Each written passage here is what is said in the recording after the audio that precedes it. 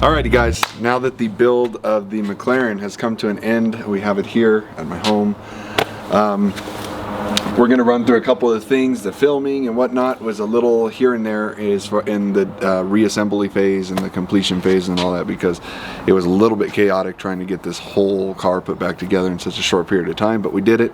We achieved a high quality, you know, up to my standards level here. So we're just going to walk you through pretty much the entire car, give you an overview of everything, and kind of close out this build series. So for starters, you're going to see some footage of the windshield process on this car.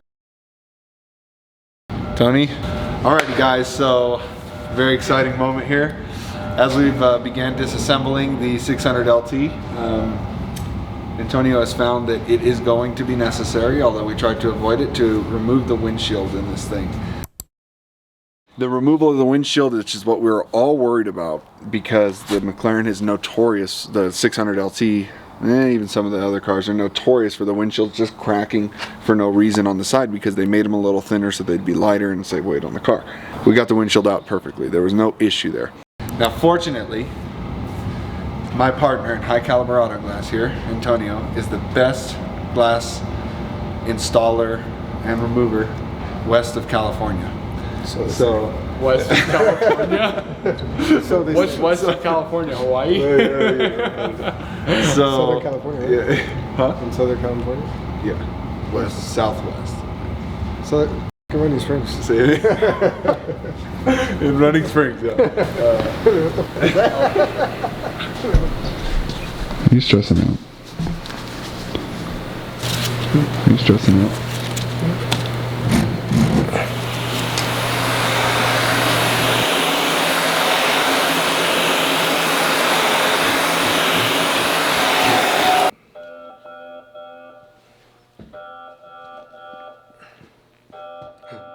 So we stored the windshield and we were getting ready to put it in, and we put it in and it broke.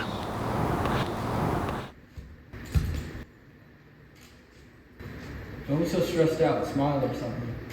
Look like one of those stock photos you see for Safe Light, you know? This looks like one of those Safe Light stock photos. It just broke. It just broke? Seriously?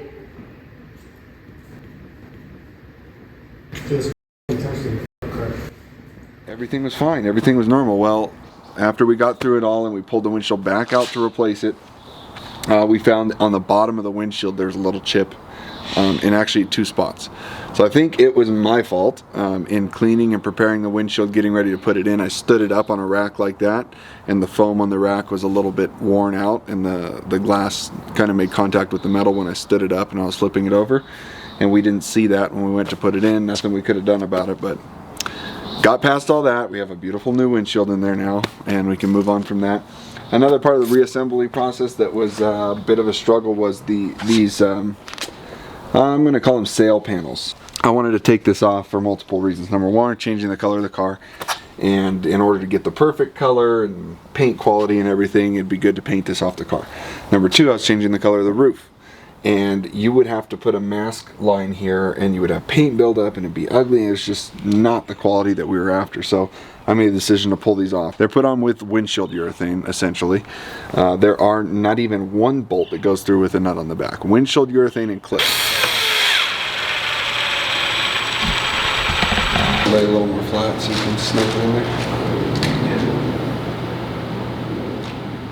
I couldn't think of a more hassled way to put it on, and a more inconvenient or lesser quality. I mean, I don't know what you want to put it, but it was a mother to take these off. First of all, they broke in 50 pieces when we took them off, so I had to replace them completely. We had to paint everything, and all the paint was bitching. Then we had to put this urethane on this piece and on the car and in certain areas there, and then we had to set the piece in place perfectly and get all these clips to clip on perfectly. One side went very easily, the other side did not go very easily. That one came on and off a couple times until we got something that I was happy with. So you know, when you talk about these things, you're like, yeah, it's just a car, I can work on anything. I work on cars all the time. There's certain nuances that come up with cars like this that it still is just a car, and really anybody can repair it. It just comes down to experience and how you're going to handle the obstacles that you run into and then they're thrown in front of you, and not stopping until you get that perfection or the result that you're looking for. So we achieved something I'm very happy with this car. The color is outstanding. It's amazing, and as we've been driving it around for a few months here, people compliment on the color all the time, and it's not a factory color. And Volcano Red from McLaren. McLaren has some amazing colors, right? But in the MSO operation especially, they have the opportunity to put that extra time and quality into the paint and hand created colors and painted cars and stuff. So this was our way of achieving that. And we did, like I said, 14 layers of paint in the sun. This car draws a crowd aside from it being a McLaren. So I'm slightly concerned about so much black on the car because it's a heavier contrast than it would be with carbon fiber to red or the palladium gray to red. But once it's all together and everything was how it was, it's not too much. It's just a little more aggressive, it feels like. And believe it or not, a lot of people pick up on that custom black color. They haven't seen it before. It's something new. So a lot of people really like that. I think the wheels really set the car off. You know, they're not black. I don't really like black wheels because black wheels just, they kind of disappear, especially when you're driving down the road. Gloss black, and it's very plain, right? So that was one thing that drove me in the direction of these Vorstenayer, I think BPF 101s, I believe is the name. Number one, they're forged monoblock, so I wanted to stick with that since that's what the car came with. And number two, they had this unique smoke finish on them that it kind of sees through to the machining of the wheel, but it gives it that darker look that kind of goes along with the aggressive nature of the styling that we went with the car. So we got the red center caps to match the red brake calipers, to match the red car, obviously. I think one note we didn't touch on was we smoked all the marker lights, so that just toned those down a little bit. The LEDs in there are so bright that they don't look smoked when they're on, right? So it just gives it a really nice, subtle, but more aggressive look to that. Another thing we decided to do the car, while the 600 LT and this specific one had the McLaren Sports exhaust, like catback exhaust on it, so it doesn't have any of the valving or mufflers or anything. It's pretty much straight pipe from the catalytic converters back. It wasn't loud enough for us. We had to go with something a little louder for when we take it to the track only, or when we're taking the trips to Mexico. We'll never do it on a public street. So we went with Soul Performance catted downpipes. We did install those. It makes it sound much better. Shoots a lot better flames when we're on the track. And yeah, so that was a major upgrade to the car. Pertaining to the exhaust, another thing that we did, when we got the car, this the 600 LT has a special coating here on the wing, and it has a special coating on the exhaust tips and the wing risers down here, because the exhaust comes out here, a lot of heat comes, flames, all that cool stuff, and you don't want that burning the paint. So it had a special coating on there, and all the Google research I did online did not tell me what that coating was, because I needed to duplicate it for a couple reasons. It was faded and looking like crap, and the wing even had a little scratch on it right here. So from my experience in the past in coatings, and I did firearm coatings in the past, I was familiar with the product Cerakote, and I went and looked on there, and they had a high temperature resistant flat black that looked pretty much exactly like what we were working with here. So we prepped that surface up, and we did recoat the exhaust tip finishers and the wing. So if anybody out there has this coating on their McLaren or 600 LT and they want to freshen it up, that is an option. We also took the car down after it was all completely done. We drove it a little bit. In hindsight, it was a mistake, because this car throws rocks like mad. It's like ridiculous. Anyways, we took the car down to our homie Chris, the tint master, in Calamasa, California. Honda. Congrats, man. Congrats. Thank you. Oh, good work, man. Yeah. Shit. Super sharp, man. Well, everything it's gonna have to be computer. Yeah. I mean, everything is gonna be computer. So we already have chips. So that's not a problem. Yeah. No, it's not a problem. Yeah. Here is screwed up already. Perfect. This from Yeah, there. that's. And then look at right here. Look at that spot too. Look at this. Wow, that fast, huh? Gnarly, huh? We got PPF done on the full front end, so hood, fenders, headlights, mirror covers, and then we got PPF done all along down these lower side parts, mostly the black parts of the car. I didn't do the whole car for a couple reasons. Project kind of went over budget for starters, and we were trying to keep it down to a roar so we could at least recoup our investment, not go in the hole.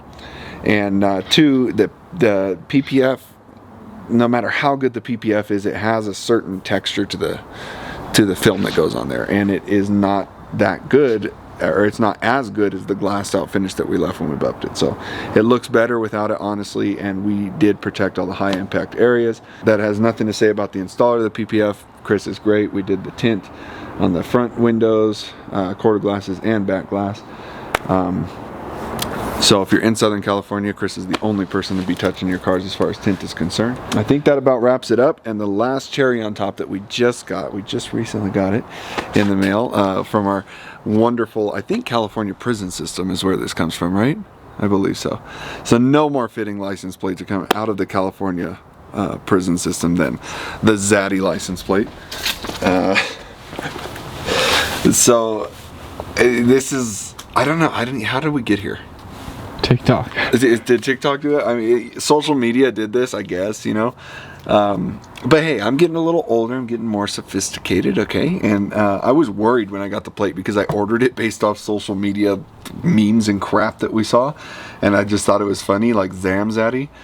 And I thought it was a funny plate. I was worried it meant something that I didn't want it to mean when I got it. So I looked it up, and it says plain and simply, it is a sexually attractive older man.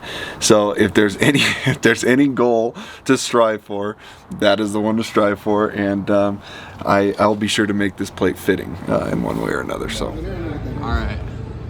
The final piece, the build, going on. I think, right? This is it. Going on right now. Changing it up with a different logo that goes on the rear here. Good? Yep. That makes it look like a spaceship right there. It was a grind. If Carlos says it's way off, it's dead nuts.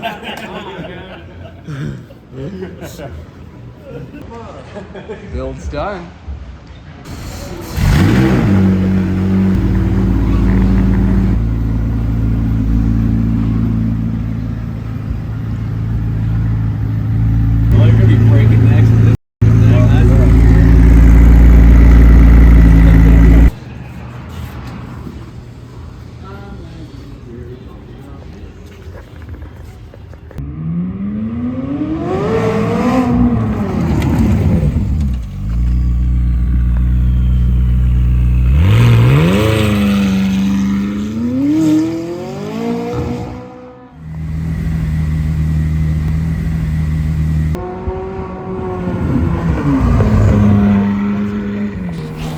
that about wraps up the build, guys. Thank you so much to all of the new subscribers to our channel, all of the views on our channel, the watch hours. When we go look at the analytics on there, it's like, I can't believe people have been watching my stupid face talk for as many hours as they have, right? And I know it's not a major channel, but the growth we've seen through this build has been awesome.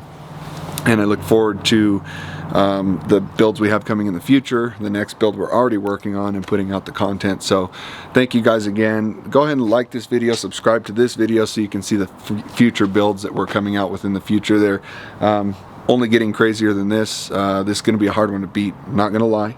But we're going to touch, you know, every aspect of the automotive community, and the supercar was just the one we're jumping back into right now. So thank you again, guys. We'll see you on the next one.